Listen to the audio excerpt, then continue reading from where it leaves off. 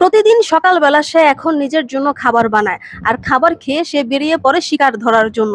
শিকার করে দিন শেষে সমুদ্রের পাড়ে বসে আকাশের তারা দেখতে দেখতে রাতের জন্য অপেক্ষা করে। ঠিক এভাবেই তার দিনগুলো পার হতে থাকে। তবে মাঝে মাঝে সে ভাবে কোনো না কোনো জাহাজ এখানে আসবে তাকে উদ্ধার করার জন্য। এভাবে দেখতে দেখতে 2টা বছর কিভাবে পার হয়ে যায় ম্যাক্স সেটা বুঝতেই পারে না।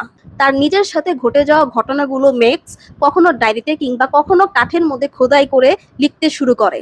বিশ্বস্ত সঙ্গীর মতন সিম্বা সবসময় তাকে সঙ্গ দিতে থাকে, কিন্তু মানুষ যতই চেষ্টা করুক একাকিত্ব তাকে গ্রাস করবেই। আর ম্যাক্সের কাছে সেই রকমটাই লাগতে থাকে।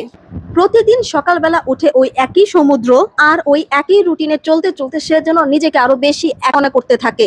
তাই রাতের নীরবতার মাঝে সে প্রায় প্রতিদিনই তার গার্লফ্রেন্ডের কথা মনে করতে থাকে। সে ভাবে হয়তো তার গার্লফ্রেন্ড তাকে ভুলে গিয়ে অন্য কোথাও বিয়ে করে নিয়েছে।